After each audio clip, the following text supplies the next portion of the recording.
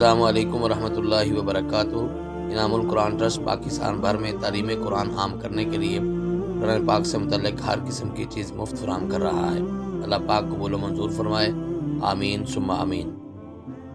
نحمده ونصلي ونسلم على اشرف الانبیاء والمرسلین، اما بعد فاعوذ باللہ السمیع العلیم من الشیطان الرجیم من حمزه ونفخه ونفثه ولقد یسرنا القرآن للذکر فهل من مدکر۔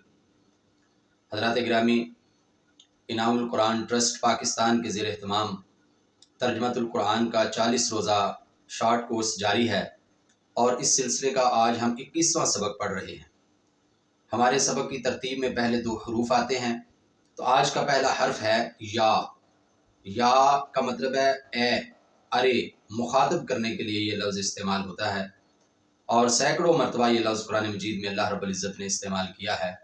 فرمایا قل یا ایھا الکافرون، کہہ دیجئے کہ اے کافرو، اور بے شمار جگہوں پہ یہ لفظ آیا ہے، یا ایھا الرسول، یا ایھا النبی، یا ایھا المزمل، یا ایھا المدثر، اور اس طرح بہت سی جگہ ہیں۔ اور دوسرا حرف ہے لما۔ لما کا مطلب ہے کیوں، لما تقولون ما لا تفعلون۔ آیت کا یہ حصہ بہت ہی مشہور ہے، اور بہت جگہوں پہ اس کو ضرب المثل کے طور پہ بیان کیا جاتا ہے، لیکن اس کے معنی و مفہوم میں تھوڑا سا سمجھنے میں فرق ہے۔ فرمایا کہ تم وہ باتیں کیوں کہتے ہو جو تم کرتے نہیں ہو۔ اس سے بعض لوگ یہ مراد لیتے ہیں کہ اگر آپ کسی نیکی کے عمل پہ کاربند نہیں ہیں تو پھر آپ کو اس کی دعوت بھی نہیں دینی چاہیے۔ یہ اس کا مفہوم بالکل بھی نہیں ہے، بلکہ اس کا مفہوم یہ ہے کہ اگر کوئی اچھا کام آپ نے نہیں کیا ہوا، کوئی نیکی کا کام آپ نے نہیں کیا ہوا، کوئی ایسا کام کہ جو لوگوں کو بتایا جا سکے، جس پہ فخر کیا جا سکے، جو قابل ذکر کام ہو، اگر وہ آپ نے نہیں کیا، وہ آپ کا کارنامہ نہیں ہے، تو اس کو اپنا بنا کے ظاہر نہ کرو۔ یعنی جو نیکیاں آپ نے نہیں کی وہ اس طرح سے لوگوں کے سامنے ظاہر نہ کرو کہ گویا کہ وہ آپ نے کی ہیں۔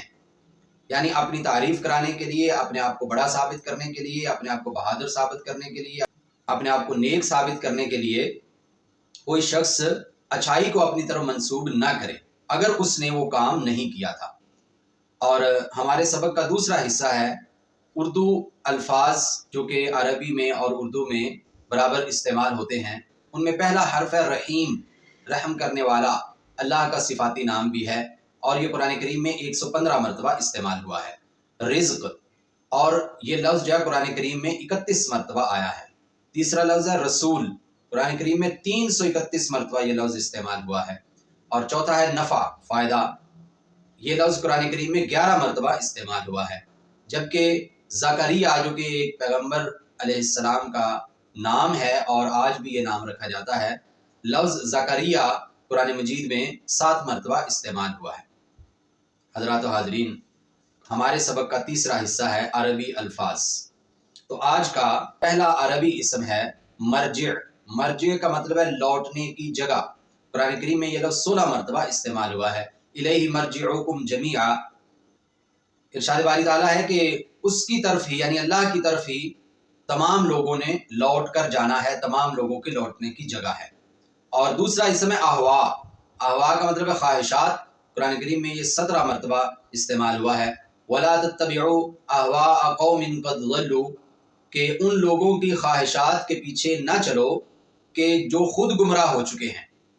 کسی شخص کو اپنی خواہشات کے پیچھے بھی نہیں چلنا چاہیے، اپنی خواہشات کو بے لگام بھی نہیں چھوڑنا چاہیے، اور کسی مفاد، کسی خوف یا کسی لالچ کی وجہ سے ایسے لوگوں کی خواہشات کے پیچھے بھی نہیں چلنا چاہیے کہ جو خود گمراہ ہو چکے ہیں، جو خود صراط مستقیم سے بھٹکے ہوئے ہیں۔ تیسرا اسم ہے اخت۔ اخت کا مطلب ہے بہن، اور یہ لفظ قرآن مجید میں 14 مرتبہ استعمال ہوا ہے۔ یا اخت ہارون، اے ہارون کی بہن۔ حضرت مریم علیہ السلام کے بھائی کا نام تھا ہارون، فرمایا کہ اے ہارون کی بہن۔ اور یاد رکھنا چاہیے کہ یہ جو ہارون ہے یہ اور ہے، یہ حضرت موسیٰ علیہ السلام کے بھائی ہارون نہیں ہے۔ اور چوتھا اسم ہے ایھا۔ ایھا یا ایتھا، ایھا کا لفظ یہ بھی جہاں پہ کسی کو مخاطب کرنا ہوتا ہے تو جس لفظ کے ذریعے مخاطب کیا جاتا ہے، اگر اس لفظ کے شروع میں الف لام ہے تو یا اور اس لفظ کے درمیان ایہا یا ایتھا کا لفظ استعمال کیا جاتا ہے. قل یا ایھا الکافرون، تو یہ لفظ قرآن مجید میں 153 مرتبہ استعمال ہوا ہے. حضرات گرامی، آج کا ہمارا 5واں اور آخری اسم ہے مثوا، سے کے ساتھ. مثوا اس کا مطلب ہے ٹھکانہ، اور یہ لفظ قرآن مجید میں 13 مرتبہ استعمال ہوا ہے. ارشاد باری تعالیٰ ہے وَبِئْسَ مَثْوَى الظَّالِمِينَ، ظالموں کا ٹھکانہ بہت برا ہے.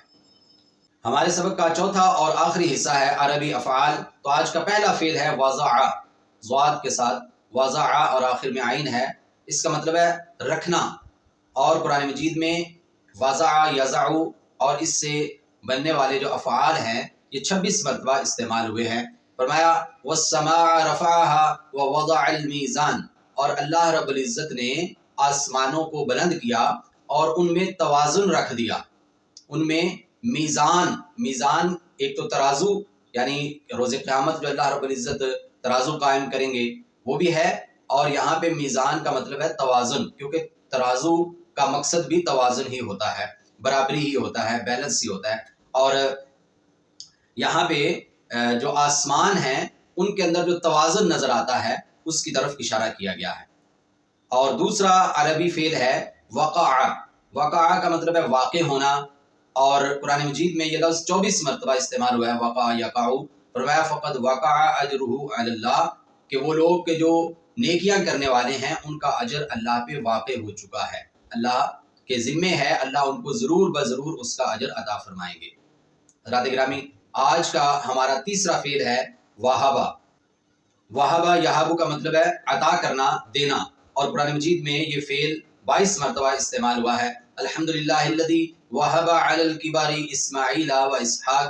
حضرت ابراہیم علیہ السلام نے اللہ کی تعریف کرتے ہوئے، اللہ کی نعمتوں پہ شکر ادا کرتے ہوئے یہ کلمات ارشاد فرمائے تھے کہ تمام تعریفیں اللہ کے لیے ہیں کہ جس نے بڑھاپے میں مجھے اسماعیل اور اسحاق جیسے بیٹے عطا فرمائے. حضرات گرامی، چوتھا فعل ہے آمینہ. آمینہ یامن، اور قرآن کریم میں یہ فعل 879 مرتبہ استعمال ہوا ہے. 879 ٹائمز یہ فعل استعمال ہوا ہے. فرمایا فلا یامن مکر اللہ الا القوم الخاسرون. اللہ کی تدبیر سے، اللہ کے کاموں سے کوئی بھی بے خوف نہیں ہو سکتا سوائے اس کے کہ جو خسارہ پانے والے لوگ ہیں، جو نقصان اٹھانے والے لوگ ہیں. یعنی اللہ رب العزت کے جو اختیارات ہیں، اللہ کیا کر سکتے ہیں اور اللہ کی قدرتیں کس قدر ہیں، اس بات سے کبھی بھی کسی کو غافل نہیں ہونا چاہیے.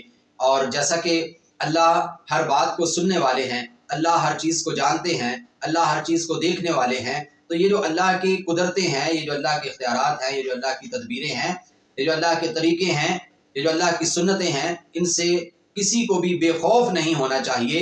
اور اگر کوئی ایسا کرے گا اور اپنی منمانی کرنے کی کوشش کرے گا تو وہ یقیناً خسارہ پانے والا ہے، نقصان اٹھانے والا ہے.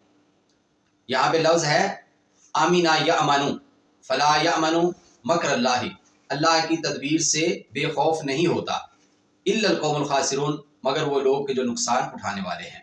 اور آج کا ہمارا 5واں اور آخری فعل ہے حزن یحزن. فرمایا ولا تہنوا ولا تحزنوا وانتم الاعلون ان کنتم مؤمنین، کہ آپ لوگ کمزور نہ پڑو اور غم زدہ نہ ہو جاؤ، بے شک آپ ہی غالب آنے والے ہو اگر آپ صحیح معنوں میں مومن ہو. یہ مومنین کو تسلی دی جا رہی ہے کہ اگر آپ ایمان میں پکے ہیں تو اللہ رب العزت آپ کو کامیابیاں عطا فرمائیں گے. آپ کو کمزور پڑنے کی، آپ کو غم کرنے کی ضرورت نہیں ہے. حزن یا حزن کا مطلب ہے غم زدہ ہونا، غمگین ہونا، اور یہ لفظ قرآن کریم میں 42 مرتبہ استعمال ہوا ہے. حضرات گرامی، آج کی اس مختصر سی مجلس کے اندر ہم نے الحمدللہ قرآن کریم کے 1500 کے قریب الفاظ کا معنی و مفہوم سمجھ لیا ہے. اللہ تعالی ہمیں قرآن کریم کو پڑھنے، سمجھنے، عمل کرنے اور پھیلانے کی توفیق عطا فرمائے. وما علینا الا البلاغ المبین.